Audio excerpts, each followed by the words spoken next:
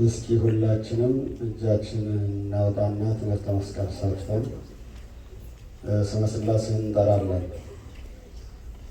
በስመ አብ ወወልድ ወመንፈስ ቅዱስ አሐዱ አምላክ አሜን። ስብሐት ለእግዚአብሔር ኪያነ ዘፈጠረ ከመ ናምልኮ እናመልከው እናመሰግነው ዘንድ እኛን ለፈጠረ ለአምላካችን ለመድኃኒታችን ለኢየሱስ ክርስቶስ ክብርና ምስጋና ይድረሰው። ብፁዕ አባታችን ብፁዕ አቡነ ማርቆስ የዋሽንግተን ኦሪገንና አይዳው ሀገረ ስብከት ሊቀ ጳጳስ የቅዱስ ሲኖዶስ አባል፣ የተከበራችሁ የአድባራት አስተዳዳሪዎች፣ የአብነት መምህራን፣ ሊቃውንተ ቤተ ክርስቲያን፣ አይንተ እግዚአብሔር ካህናት፣ ልዑካነ ምስጢር ዲያቆናት፣ ምእመናን ምእመናት፣ አባቶች፣ እናቶች፣ ወንድሞች፣ እህቶች፣ በአጠቃላይ የጌታችን የአምላካችን የመድኃኒታችን የኢየሱስ ክርስቶስን በዓል ለማክበር በዚህ ቅዱስ ስፍራ የተገኛችሁ የእግዚአብሔር ቤተሰቦች እስከ ሞት ድረስ በወደደንና ባፈቀረን በአምላካችንና በመድኃኒታችን በኢየሱስ ክርስቶስ ፍጹም ሰላም እንደምን አደራችሁ? ድምፃችሁ አይሰማም። እንደምን አደራችሁ? እንደምን ሰነበታችሁ? እንደምን አላችሁ? አሜን። አምላካችን እግዚአብሔር ከልዩ ልዩ ፈተናና ከልዩ ልዩ መከራ ጠብቆ ፈተናውን አርቆ በዚህ ሁኔታ በዚህ ቦታ ተገናኝተን ቃሉን እንድንሰማ ክብሩን እንድንወርስ ስሙን እንድንቀድስ ቦታውንና ሁኔታውን ጊዜውን ያመቻቸ የጊዜ ባለቤት አምላካችን እግዚአብሔር የተመሰገነ ይሁን። እልል ብላችሁ እግዚአብሔርን አመስግኑ።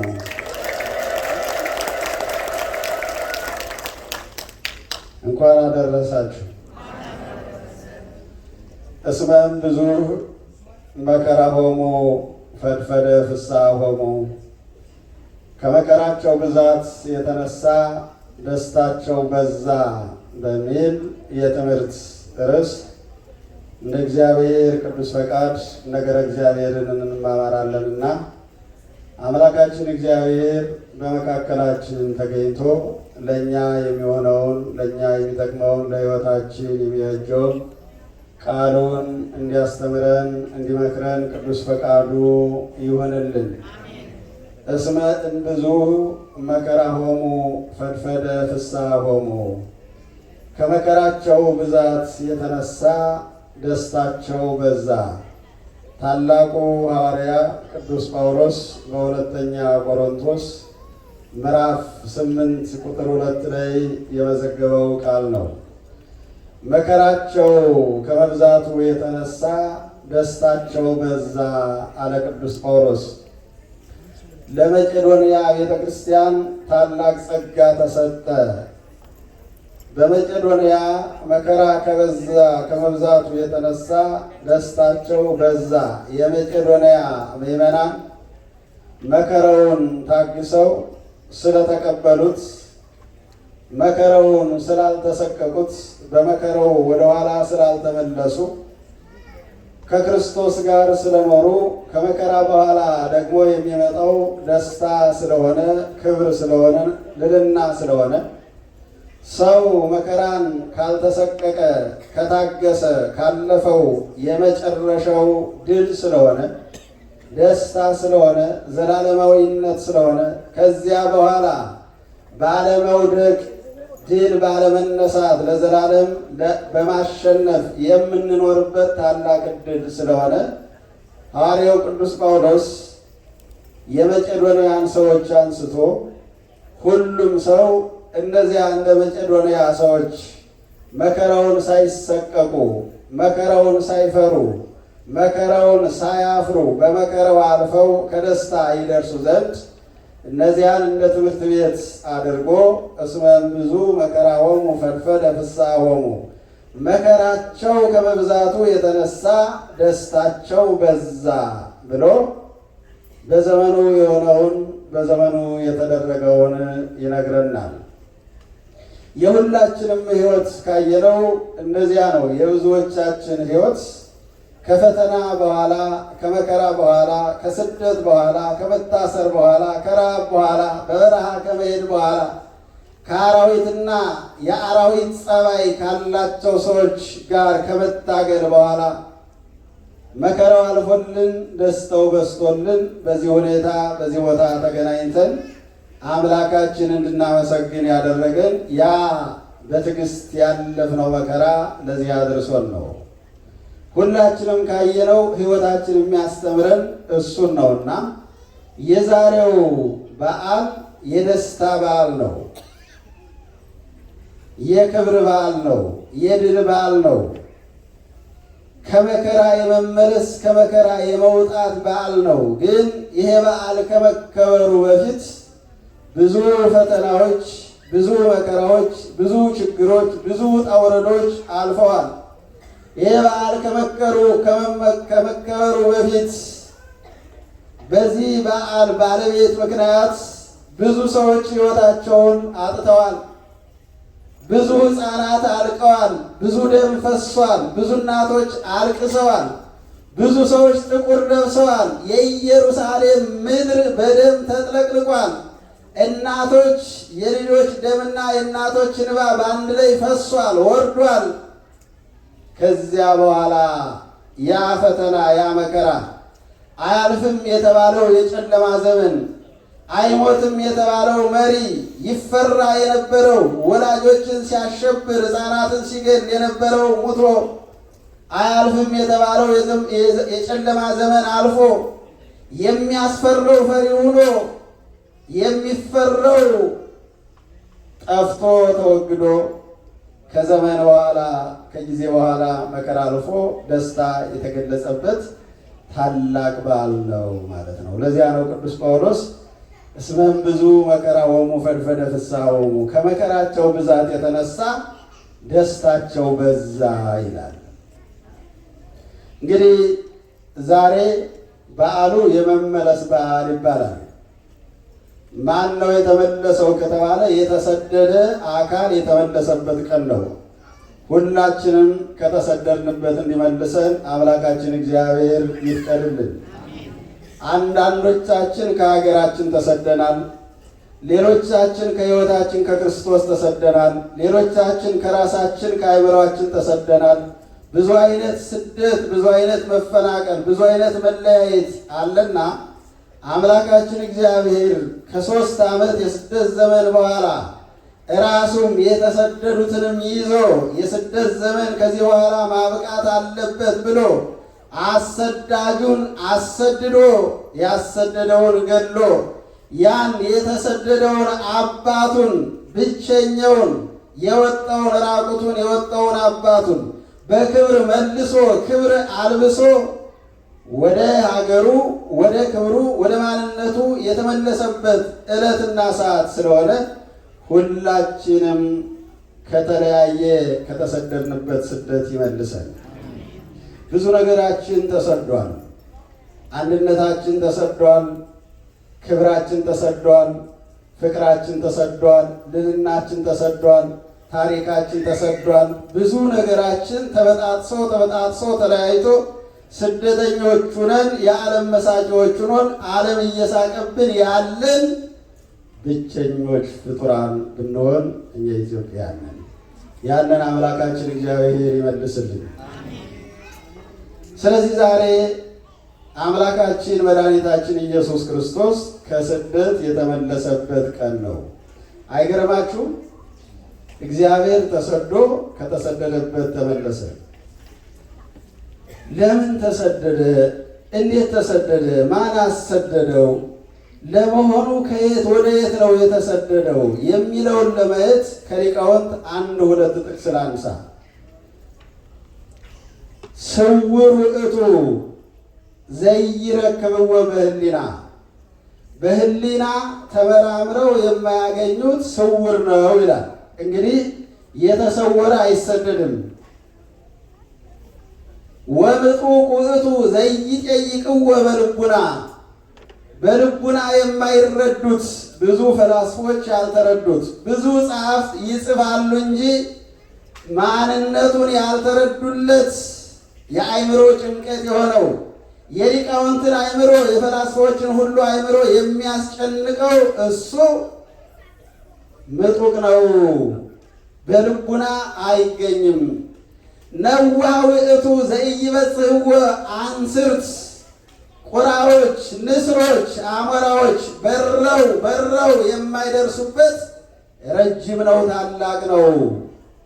ወቀላይ ውእቱ ዘይጸብትዎ አሳት፣ አሳዎች ዋይተው የማይደርሱበት ጥልቅ ነው። መዋኢ ውእቱ ዘይትናስሕዎ ነገሥት፣ ነገሥታት የማይነሳሱበት ድል ነሽ ነው። ኃያል ውእቱ ዘያደቅቅ አዕጽምተ ኃያላን፣ የኃያላንን አጥ የሚያደቅ ኃይላቸውን የሚሰባብር ኃያል ነው ይለዋል ኤጲፋንዮስ የተባለው ሊቅ።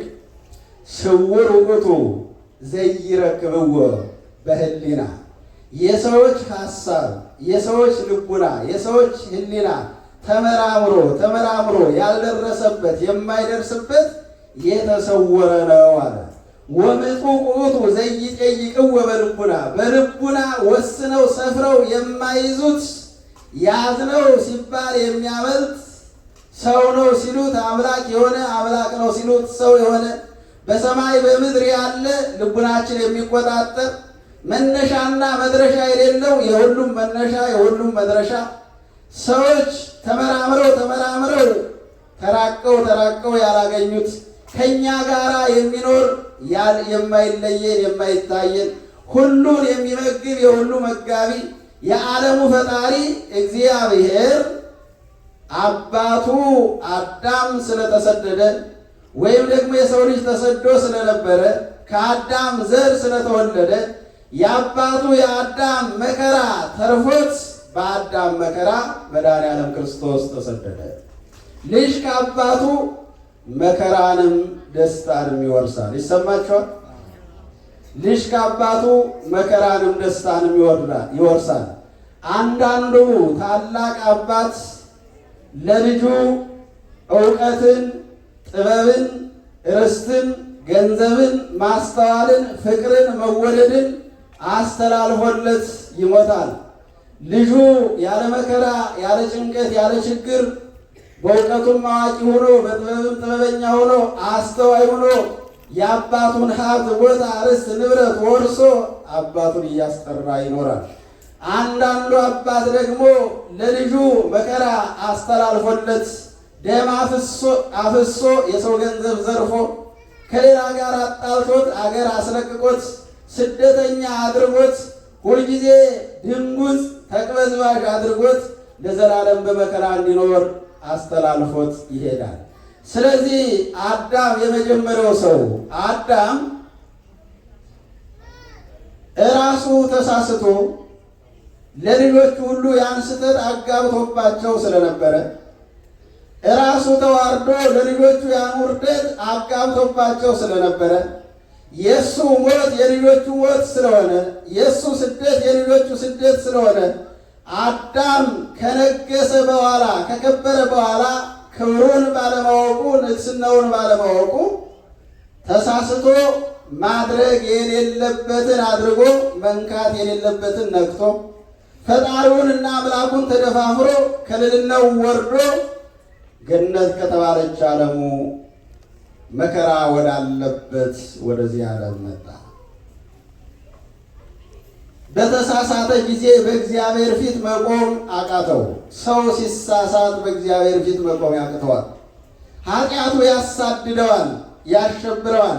ምናልባት ዛሬ ዘመኑ ድፍረት የበዛበት ስለሆነ ሰው እስከነ ኃጢአቱም ቢሆን በእግዚአብሔር ፊት በእግዚአብሔር ቤት ሊቆም ይችላል። ኃጢአት ስለበዛ በአደባባይም እየተሰራ ስለሆነ ሰዎች ኃጢአትን ስለተለማመዱት በደልን ስለተለማመዱት የአደባባይ ምስጢር ስለሆነ ዛሬ ድፍረት በዝቶ ሊሆን ይችላል እንጂ ሕሊና ያለው ሰው የሚያስብ ሰው ፍጡርነቱን የተረዳ ሰው ከበደለ በኋላ ከተሳሳተ በኋላ በእግዚአብሔር ፊት በእግዚአብሔር ቤት ለመቆም ይቸገራል። አዳም ምንም እንኳ ቢሳሳት ሕሊናው ስላልተለየው ሕሊና ስለነበረው መሳሳቱን የሚያውቅ መውደቁን የሚረዳ ሕሊና ስለነበረው ተሳስቼ በማይሳሳተው በእግዚአብሔር ፊት መቆም አልችልም ብሎ ወደ በረሃ ሂዶ በዛፍ ስር ተደበቀ። ይሰማችኋል? ተሳስቼ በእግዚአብሔር ፊት አልቆምም። እሱ አይሳሳትም፣ እኔ ተሳስቻለሁ። እሱ ንጹሕ ነው፣ እኔ ጎስቁያለሁ። ስለዚህ ከዛሬ ጀምሮ ከዚህ በኋላ በእግዚአብሔር ቤት በእግዚአብሔር ፊት አልቆምም ብሎ ተሰወረ፣ ተደበቀ። እግዚአብሔር እየፈለገው መጣ ከተሰደደበት። አይቴ አለው ከአዳም አዳም ወዴት አለ? ወዴት ሆነ ነው አለው። እራቁቴን ስለሆንኩ በፊትህ መቆም ስላቃተኝ እነሆ ቅጠል ለብሻለሁ አለ። ራቁትህን መሆንህን ማን ነገረህ? እንዴት ተራቆትክ? ማን አራቆተ አለው። አዳም ችግሩን ተናገረ። እንዴት እንደተራቆተ የተራቆተበትን ነገር ተናገረ። ከዚያ በኋላ አዳም ስደተኛ ሆነ። ባጭሩ ከገነት ወደዚህ ዓለም፣ ከዚህ ዓለም ወደዚህ ዓለም፣ ከተሻለው ቦታ ወደ ከፈው ቦታ እየወረደ እየወረደ እየወረደ እየወረደ የመጨረሻ እንስሳት እንኳ በማይኖሩበት በሲኦል ጨለማ ባለበት ዓለም እንዲኖር ተፈረደበት አዳም።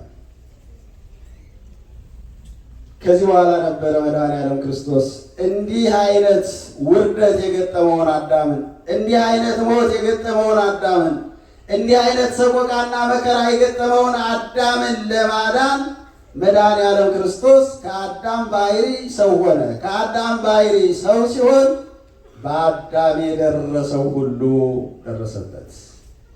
የአባት መከራ ለልጅ ነው ማለት እሱ ነው። የአዳምን ሥጋ ስለለበሰ የአዳምን ባሕሪ ስለተዋሃደ አዳም እንደተሰደደ መድኃኔዓለም ክርስቶስም መሰደድ ነበረበት። ስለዚህ መድኃኔዓለም ክርስቶስ ከስደት የተመለሰበት ነው ሲባል ተመለሰ ከማለታችን በፊት ተሰደደ ማለት ይቀድማል።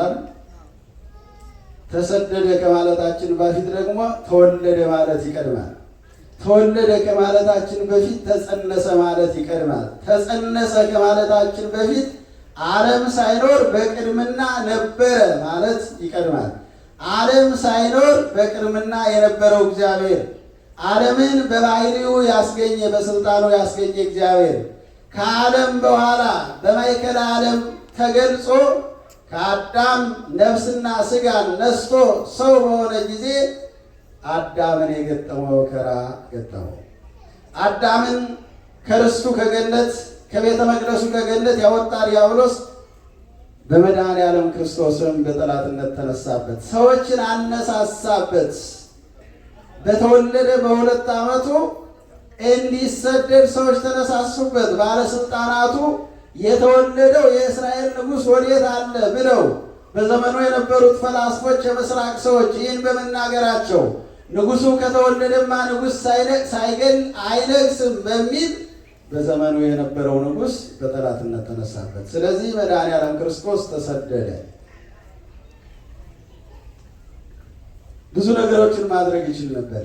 አንደኛ ሳይሰደድ በዚያው በኢየሩሳሌም መኖር ይችላል። ለምን? ስውር ውእቱ ዘይረክብዎ በህሊና፣ በህሊና የማይመረምሩት ስውር ነው ብለናል። የማይታይ የማይለይ ነው ብሎናል። ይችል ነበር። ግን መድኃኔዓለም ክርስቶስ ሰው ስለሆነ ሰው የሚደርስበት መከራ ሁሉ እንዲደርስበትም ስለፈቀደ የመጣውም ለካሳ ስለሆነ ለትሕትና ስለሆነ እሱ ተሰዶ እኛን ከስደት ሊመልሰን ስለሆነ እሱ ተዋርዶ እኛን ከውርደት ሊመልሰን ስለሆነ እሱ ጠላታችን ወደ ያለበት ወደ ዲያብሎስ ሂዶ ጠላታችን አርክሞ አዋቶ አይምሮውን ነስቶ እንዳይሰራ አድርጎ ሽባ አድርጎ ነፃ ሊያወጣን ስለሆነ የግድ የመድኃኔዓለም መሰደድ ለዲያብሎስ ስደት ስለሆነ መድኃኔዓለምን እየተከተለ ዲያብሎስ ይሰደድ ስለነበረ ከሰው ልቡና እየወጣ እውነተኛውን ሰው መድኃኔዓለም ክርስቶስን እየተከተለ መድኃኔዓለም በተሰደደ ቁጥር ዲያብሎስም ከሰው ልቡና እየተሰደደ ይወጣ ስለነበረ ወይም ስለሚወጣ መድኃኔዓለም ክርስቶስ ተሰደደ።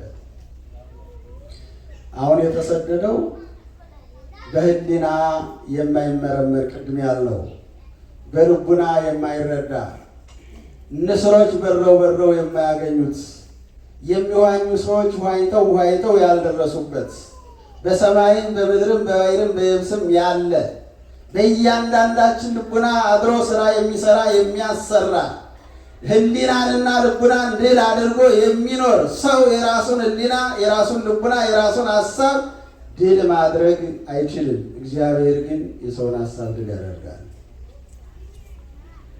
የራሱን ሕሊና ድል ማድረግ የሚችል ሰው አለ? ይሰማል? ግልጽ ነው ሀሳቡ? ትችላላችሁ? አላስብም እስኪ በሉ። ይቻላል? እግዚአብሔር ግን ያን ሕሊና ድል ያደርገዋል። መዋየ ሕሊና ይባላል። አላስብም ማለት አይቻልም። እግዚአብሔር ግን የእኛን ሕሊና ድል ማድረግ የሚችል ኃያል ነውና ግን በፈቃዱ እሱ ተሰደደ። ወረደ ስንል ራሱ ሰው ሆነ ስንል ካለበት ዓለም ወዳለበት ዓለም መጣ ብለው ሊቃውንቱ ይናገራሉ። ምክንያቱም እግዚአብሔር የሌለበት ዓለም የለም። ነቢየ እግዚአብሔር ዳዊት አይቴኖ አሐውርም መንፈስከ ከስልጣንህ ወዴት አመልጣለሁ? ከመንፈስህስ ወዴት እሸሻለሁ? ወአይቴ ጎይም ቅድመ ገጽከ ከፊትህ ወዴት እሸሻለሁ አለ። እግዚአብሔር በዓለሙ ስለሆነ ዳዊት በሄደበት ሁሉ ስላለ ከፊትህ ወዴት እሸሻለሁ? እመኔ አረጉ ውስተ ሰማይየኒ አንተ ወደ ሰማይ የመውጣት እድል የለኝም አልወጣም እንጂ በወጣ ኑሮ በሰማይ አንተ አለ። ወእመኒ ወረድኩ ውስተ ቀላይየኒ አሎከ ወደ ምድር ወደ ጥልቁ ወደ ውቅያኖሱ የመግባት እድል የለኝም አልችልም እንጂ ብገባም እሞታለሁ እጠፋለሁ እንጂ እንደዚያ የመግባት እድል ቢኖረኝ አንተ በውቅያኖስ አለህ። እመኒ ነሳይኩ ክንፈ ከመ ርግብ እንደ ርግብ ክንፍ ተሰጥቶኝ ከምስራቅ እስከ ምዕራብ ከሰሜን እስከ ደቡብ ብበር አንተ የሌለህበት ዓለም አንተ የሌለህበት አገር የለም። ስለዚህ ከአንተ አምልጦ ከአንተ ኮብልሎ የትም መሄድ ስለማይቻል ለአንተ እጄን እሰጣለሁ ብሎ ነቢየ እግዚአብሔር ዳዊት የንስሐ ሕይወትን አስተምሮናል። እሱን ተምሮበታል። እንዲያ የተባለው አምላክ ነው የተሰደደ። እንግዲህ ቦታ ለቀቀ ለሰዎች፣ ፈርቶ ሸሸ፣ ከጠላት ተሰወረ፣ አገር ቀየረ፣ ስደትን ጀመረ። ይህ ሁሉ ግን መጀመሪያ ተሰዶ ለነበረው አቅም ላጣው ተዋርዶ ለነበረው ጠላትን ይሸሽ ፈራ ለነበረው ለአዳም ለመካስ መድኃኔዓለም ክርስቶስ 3 ዓመት ከ6 ወር ከእናቱ ጋር ከወዳጁ ከዮሴፍ ከወዳጁ ከሰሎሜ ጋር ተሰደደ ይላል። ስደትም አግባብ በሆነው ጊዜ መሰደድ እንዳለበት ራሱ መድኃኔዓለም ክርስቶስ በወንጌል ተናግረዋል። እንዲህ ይላል፣ ለመ ይሰድዱክሙ እምዛቲ ሀገር ጉዩ ሀበ ካልእተ ሀገር፣ ከዚህ ሀገር ቢያሳድዷችሁ ወደ ሌላ ሀገር ሂዱ። እስመ ኢይትፌጸማ አህጉረ እስራኤል፣ ይህ ትውልድ እስከሚያልፍ ድረስ የእስራኤል ሀገር አይፈጸምምና ከአንዱ ቦታ ቢያሳድዷችሁ ወደ ሌላ ቦታ ሂዱ ብሎ በወንጌል ያስተማረው ክርስቶስ በገሊላ ቢያሳድዱት ረድኤተ እግዚአብሔር በሌለባት አምልኮተ ጣዖት በሰለጠነባት ዲያብሎስ ስራ በሚሰራባት በግብፅ ወደ ግብፅ ሀገር ሄደና ረድኤተ እግዚአብሔር የሌላትን ግብፅን ቀደሳት። ወትከውን ሀቲ ሀገር ምስዋዕ ለእግዚአብሔር፣ አንዲት ሀገር የእግዚአብሔር መሰዊያ ትሆናለች ተብላ እስክትጠራ ድረስ መድኃኔዓለም ክርስቶስ በኪደተ እግሩ ስለቀደሳት ከግብፅ ምድር አጋንንትን ስለወጣ ስለባረከው አገሪቱ የእግዚአብሔር አገር፣ መስዋዕት የሚቀርብባት አገር፣ ስም እግዚአብሔር የሚጠራባት አገር ትሆናለች ብሎ ምድርንና ኢትዮጵያ ግብፅንና ኢትዮጵያን ቀደሰ ይላል። ከዚያ በኋላ ነበር መድኃኔዓለም ክርስቶስ ወደ ሀገሩ ወደ ኢየሩሳሌም የተመለሰው ከተሰደደ በኋላ። ለምን ተሰደደ ከተባለ እኛን ስደት ነው የተሰደደልን። እኛ ተሰደን የምናመጣው ለውጥ ስለሌለ፣ የምንገለው ጠላት ስለሌለ፣ ከመርከብ ውጭ፣ ከመጎስቆል ውጭ፣ ከመራብ ውጭ፣ መከራ ከመቀበል ውጭ፣ ስደተኛ ከመባል ውጭ የእኛ ስደት የሚያመጣው ለውጥ ስለሌለ መድኃኔዓለም ክርስቶስ ሰው ሆኖ ሥጋ ለብሶ የአዳምን ስደት ተሰደደለት። የአዳምን መከራ ተቀበለለት። የአዳምን ስቃይ ተቀበለለት። ሌሊት በብርድ በውርጭ፣ ቀን ደግሞ በሐሩር በቃጠሎ ከአናብስቱ ከአናምርቱ ከአክይስቱ ከእባቡ ከዘንዶ ጋር እየታገለ ከማይታዩት እሱ ከሚያያቸው ከአጋንንት ጋር እየታገለ አጋንንትን ድል እያደረገ ጣዖታትን እየሰባበረ የሰውን ልቡና እያጸዳ አጋንንትን ከሰው ልቡና እያባረረ ለ3 ዓመት ከ6 ወር ከተሰደደ በኋላ በዛሬው ዕለት ከምድረ ግብፅ ደብረ ቁስቋም ወደ ተባለው ተራራ የተመለሰበትና ስደቱ ያበቃበት ቀን ነው። ስደት ትፈልጋላችሁ? አይሰማም? ብዙ ሰው ተኝቷል። ስደቱ ያበቃበት ቀን ነው ዛሬ። ያ ስደት ካበቃ ለምንድን ነው ዛሬ የምንሰደደው? ለምንድን ነው ዛሬ አንዱን አንዱ የሚያሳድደው? ለምንድን ነው ዛሬ አንዱን አንዱ የሚያርደው? ለምን መከራው በዛ? ለምን ስቃይ በዛ? ለምን አሁን የእግዚአብሔር ቤተሰቦች ይታረዳሉ፣ ይሰደዳሉ፣ መከራ ይቀበላሉ?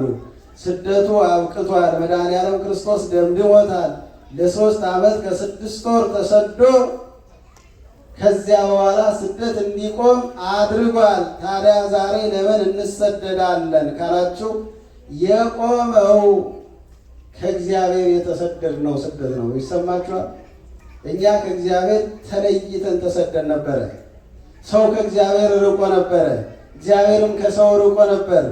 የእግዚአብሔርና የሰው ግንኙነት ተቋርጦ ነበረ። ምክንያቱም አዳም ዕፀ በለስን ሲበላ ባሕርዩ ጎስቁሎ ለእግዚአብሔር ባሕርይ የማይመች ሆኖ ከእግዚአብሔር ቤት ወጥቶ የአጋንንት ማደሪያ ሆኖ ስለነበረ ያን የተሰደደውን አዳም ለመመለስ ነው መድኃኔዓለም ክርስቶስ የሄደው እና ከተሰደደበት ከመከራው ዓለም ሊያወጣው በሥጋ በአካለ ሥጋ ወደ ግብፅ ወረደለት። በአካለ ነፍስ ደግሞ ወደ ሲኦል አዳም ወደ ተሰደደበት ወደ ሲኦል ሂዶ አውጥቶ ስደታችን የነፍስን ስደት አቁሞልናል። እኛው በራሳችን ስደትን ፈጥረነው ነው እንጂ የሥጋንም ስደት አቁሞልናል። በየሀገራችን ሰርተን እንድንበላ እንድንኖር መድኃኔዓለም ክርስቶስ ነገሮችን ሁሉ አመቻችቷል። በሰላም ኑሩ፣ ሰላሜን እሰጣችኋለሁ ብሏል። ከዛሬ ጀምሮ ሰላም ይሆንላችሁ ብሏል። እናንተ የሰላም ልጆች ናችሁ፣ ሰላሜ ይብዛላችሁ ብሎናል። ሰላሙን ሰጥቶናል። እኛ በራሳችን ያን ሰላም አንጠቀምበት ብለን እንሰደዳለን እንጂ መድኃኔዓለም ክርስቶስ ከተወለደ ጊዜ ጀምሮ የሰው ልጅ ስደት ቁሞለት ነበረ። ግን አሁንም እንሰደዳለን፣ ግን አሁንም መከራ እንቀበላለን። በትክክል በእግዚአብሔር በኩል ከሆነ ስደቱ ጸጋ አለው። ለዚያ ነው ቅዱስ ጳውሎስ ምን አለ?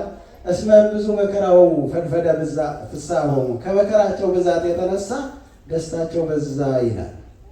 አዳም 5500 ዘመን መከራ ሲቀበል መከራው ብዙ ነበረ፣ ፈተናው ብዙ ነበረ፣ ችግሩ ብዙ ነበረ፣ ስቃዩ ብዙ ነበረ።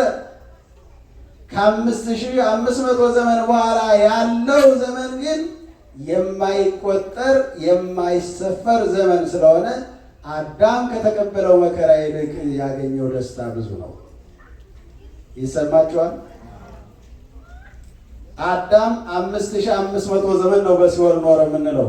ከዚያ በኋላ የሚኖረው ዘመን፣ ከዚያ በኋላ ያገኘው ጸጋ፣ ከዚያ በኋላ ያገኘው ክብር፣ ከዚያ በኋላ ያገኘው ዓለም ግን በዚህ ጊዜ ያልፋል፣ በዚህ ጊዜ ይቀራል የማይባል ዘላለማዊ ጸጋ ነው። ለዚያ ነው ነቢየ እግዚአብሔር ዳዊት እለ በአንብብ እለ ይዘርኡ በአንብብ ወበሐሴት ያርሩ፣ በመከራ የሚዘሩ በደስታ ያጭዳሉ ይላል። በመከራ የሚዘሩ በመከራ ልጆቻቸውን ያሳደጉ፣ በመከራ ትዳራቸውን ያጸኑ፣ እየራባቸው እየጠማቸው በልጅነት ትዳር መስርተው ልጅ ያሳደጉ ሰዎች፣ ትዳራቸውን የጠበቁ ሰዎች የባላቸውን ባህሪ የሚስታቸውን ባህሪ ታግሰው በዘመናቸው የደረሰባቸውን ሁሉ ነገር ታግሰው የጠበቁ ሰዎች በኋላ እለ ይዘርኡ በአንብብ በመከራ የዘሩ በደስታ ያጭዳሉ።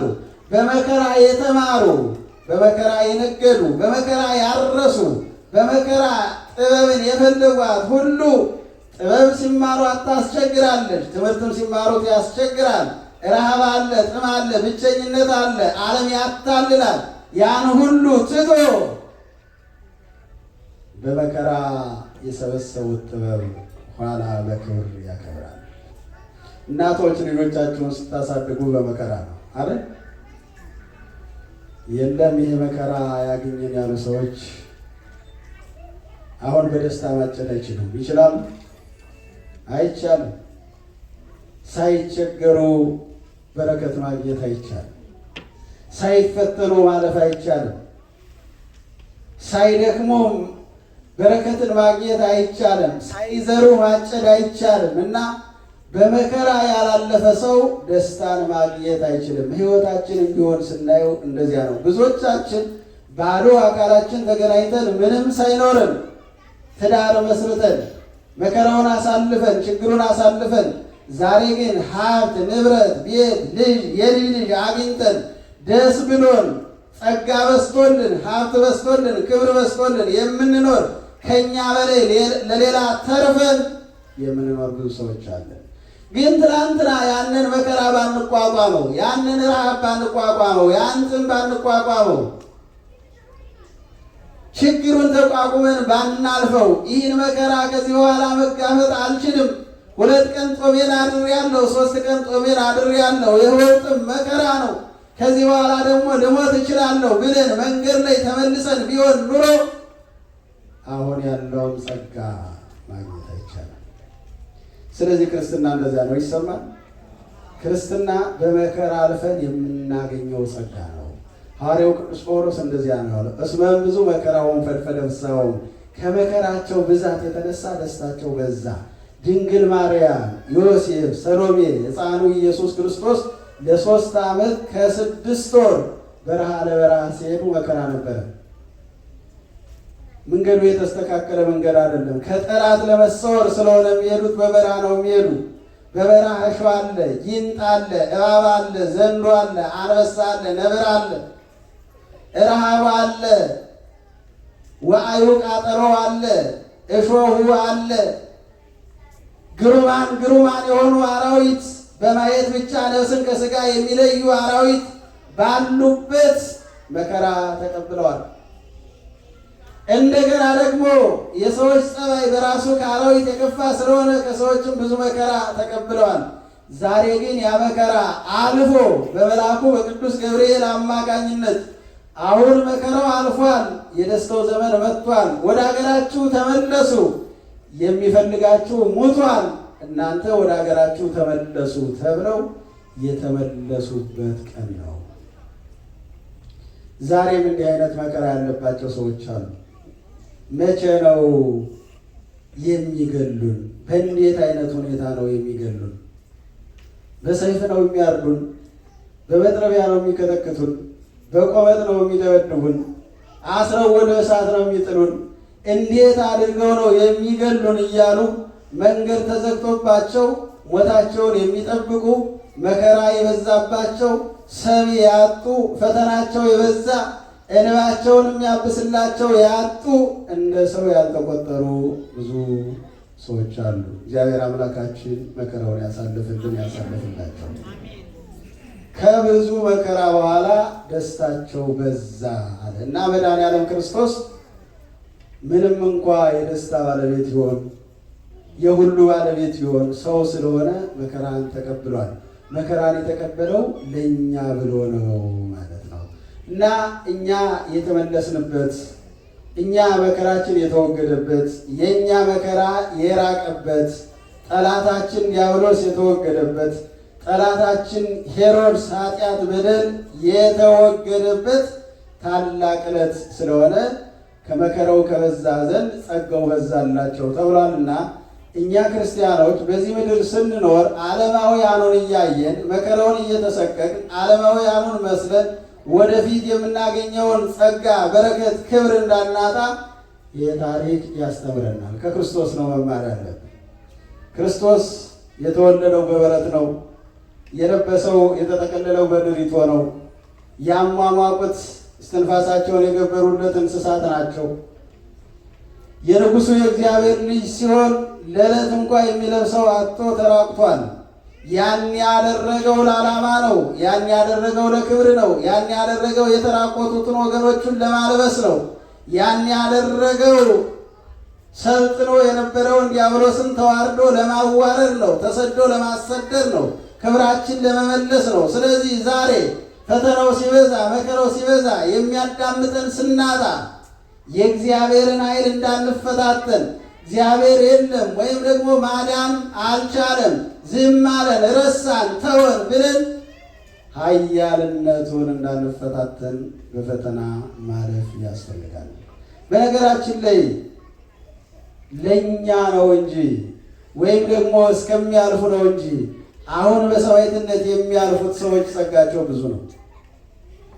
አሁን አልፈውታል። የሞቱት እድለኞች ናቸው። እውነት ለመናገር እኔ አሁን ለሞቱት አይደለም ማዝነው፣ በሕይወት ያሉት ሰዎች ነው የሚያሳዝኑት። እነዚያ ጨርሰዋል። ከዚህ በኋላ ረሃብ የለባቸው። ከዚህ በኋላ ሊገሉን ይመጣሉ የሚል ፍራቻ የለባቸው። ከዚህ በኋላ እናንተ ከዚህ ወገን ናቸው ብሎ የሚተቻቸው ሰው የለም። አባታቸው አምላካቸው የፈጠራቸው ደሙን ያፈሰሰላቸው ሥጋውን የቆረሰላቸው ባሕርያቸውን የተዋሃደላቸው አባታቸው እግዚአብሔር ቦታ አዘጋጅቶ አልፋችሁታል። ከዚህ በኋላ መከራ የለባችሁ። ከዚህ በኋላ ስደት የለም። ከዚህ በኋላ ግርፋት የለም። ከዚህ በኋላ የዚህ አካባቢ ሰዎች አትባሉ፣ ነፃ ወጥታችኋል። ይብላኝ ላሰደዷችሁ፣ ይብላኝ ለገደሏቸው፣ ደማችሁን ላፈሰሱ፣ የምድሩን ተስፋ ለያዙ፣ ተስፋቸውን ላጠፉ ብሎ በክብር ይቀበላቸዋል እና እኛም ክርስቲያኖች ፈተና ሲበዛብን መከራ ሲበዛብን ያንን ተሰቅቀን ወደኋላ እንዳንመለስ የመድኃኔዓለም ክርስቶስ ታሪክ ያስተምረናል። እሱ የሁሉ ንጉሥ ሲሆን አንደ የርሶ እንኩሉ እንዘባይን ውእቱ በኩሉ አንደ የርሶ እንኩሉ ከመ ንባብ ሌነ በንዴተ ዚአሁ እኛ በሱ ድህነት ባለጸጋ እንሆን ዘንድ እንዘባይን ውእቱ በኩሉ አንደ የርሶ እንኩሉ በሁሉ ባለጸጋ ሲሆን ከሁሉ ራሱን ድሃ አደረገ ይላል። ከሁሉ ራሱን ምን አደረገ? ድህነት እኮ ይሄ ነው መሰደድ። የኃያላን አምላክ የኪሩቤል የሱራፌል የአእላፍ መላእክት አምላክ ኪሩቤል ሱራፌል የሚሰግዱለት የሚንቀጠቀጡለት ኃይሉ በማንም ድል የማይነሳ መዋዕል ውእቱ ዘኢይትናስእዎ ነገሥት ነገሥታት የማይነሳሱበት ድል የሚያደርግ ተብሎ የተነገረለት መድኃኔዓለም ክርስቶስ በሁሉ ባለጸጋ ሲሆን በሰማይ በምድር በባሕር በየብስ በመላእክት በደቂቀ አዳም በሚታየው በማይታየው ዓለም ሁሉ ባለጸጋ ኃያል ንጉሥ ገዥ ሲሆን አንደ ርሶም ሁሉ ከመ ንባብ ሌነ በንዴተ ዚአሁ እኛ በሱ ድህነት እንከብር ዘንድ ራሱን ከሁሉ ድሃ አደረገ አለ። ድህነት መሰደድ ነው። መሰደድ የድህነት መገለጫ ነው አይደል? ሰው ሀገሩን የሚለቀው ሲከፈው ሲርበው ሲጠመው አገሩ ለሕይወቱ አልስማማው ሲል እንደማያኖረው ሲያውቅ ሲከፈው ነው የሚሰደደውና ስደት የድህነት ምልክት ነው። የመጀመሪያው ትልቁ ለእኛ ሲል መድኃኔዓለም ክርስቶስ ያደረገው መዋረድ መሰደዱ ነው። ኃያል ሲሆን ደካማ ሆኖ ንጉሥ ሲሆን ተራ ሰው ሆኖ፣ ሁሉን የሚመግብ ሲሆን ተርቦ፣ ሁሉን የሚያጠጣ ሲሆን ተጠምቶ፣ ሁሉን የሚያለብስ ሲሆን ተራቁቶ፣ አናብስትን አናብርትን ነብሮችን አንበሳዎችን የፈጠረ መድኃኔዓለም ክርስቶስ ነብሮችን አንበሳዎችን እየፈራ ሄሮድስን የፈጠረ ያነገሰ ያከበረ መድኃኔዓለም ክርስቶስ በፈጠረው በሄሮድስ ተሰደደ። ድህነት ማለት እሱ ነው። ይሄ ድህነት ለእኛ የተደረገ ድህነት ነው። እኛ ደህይተን ስለነበረ፣ ተራቁተን ስለነበረ፣ ጎስቁለን ስለነበረ፣ ከሀገራችን ከገነት ወጥተን ተባረን ስለነበረ፣ ከሕይወታችን ከእግዚአብሔር ርቀን ስለነበረ ወሪቀ እግዚአብሔር ሕይወቱ ከሕይወቱ ከእግዚአብሔር ራቀ ተብሎ እንደተነገረው ርቀን ስለነበረ ወደ ራሱ ሊመልሰን ወደ ገነት ሊመልሰን ያን የእኛን ድህነት የእኛን መራቆት የእኛን መራብ የእኛን ውርደት መድኃኔዓለም ክርስቶስ ተቀብሎ ተሰደደልን። አሁን ያንን አስወግዶ ተመልሷል። ችግራችን ተወግዷል። ጸጋችን ተመልሷል። እግዚአብሔር የተመሰገነ ይሁን።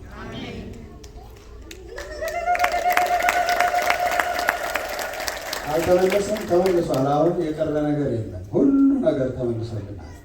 ርስታችን ተመልሷል። ጸጋችን ተመልሷል። ክብራችን ተመልሷል። ሊቃነ ካህናት፣ ሊቃነ ጳጳሳት፣ ንጉሠ ነገሥት ተብለናል። ሊቃነ ጳጳሳት የሚባል እኮ አልነበረም። ሊቃነ ካህናት የሚባል አልነበረም። መድኃኔዓለም ክርስቶስ ነው ሊቀ ካህናት ንጉሠ ነገሥቱ ነው። እዚያ በኋላ ነገሥታትን፣ ካህናትን፣ ጳጳሳትን እየሾመ የእግዚአብሔር ልጅ ተብለን እንድንጠራ አድርጎናል። አግብርተ ዲያብሎስ አይማተ ዲያብሎስ የዲያብሎስ ባሪያዎች ተብለን እንጠራ የነበር ሰዎች አሁን የእግዚአብሔር አገልጋዮች ወይም ደግሞ የእግዚአብሔር ወዳጆች አይርክተ እግዚአብሔር እይብለክሙ አግብርቴ አላ አይርክቴ ከዛሬ ጀምሮ ወዳጆቼ እላችኋለሁ እንጂ ባሪያዎቼ አልላችሁም። ባሪያ ጌታው የሚሰራውን አያውቅም። እናንተ ግን ልጆች ስለሆናችሁ እኔ የምሰራውን ታውቃላችሁ ብሎ ሙሉ ልጅነትን የሰጠን ራሱን ያስመሰለን ርስቱን መንግሥተ ሰማያትን እንድንወርስ የምንወርስበትን እድል የሰጠን መድኃኔዓለም ክርስቶስ የተመሰገነ ይሁን። ሁሉን ነገር ሰጥቶናል። ሁሉ ተመልሷልና ይህን ያደረገ ለእኛ ሲል ስለሆነ ይህን አውቀን በዓሉን ማክበር ይኖርብናል ማለት ነው። ዛሬ ከስደት የተመለሰበት ቀን ነው ስንል እኛ የተመለስንበት ቀን ነው። እኛ ከስደት የተመለስንበት፣ ከሞት የተመለስንበት፣ ከችግር የዳንበት፣ ከመከራ የወጣንበት፣ ወደ እግዚአብሔር የተመለስንበትና ወደ ሀገራችን ወደ ገነት የተመለስንበት፣ ጠላታችን ዲያብሎስ ደግሞ ከኛ የተለየበት ታላቅ ዕለት ስለሆነ ይህን በዓል ስለሆነ የምናከብረው ይህን ያደረገ መድኃኔዓለም ክርስቶስ የተመሰገነ ይሁን። በዓሉን የሰላም በዓል ያደርግልን። ወስብሐት ለእግዚአብሔር።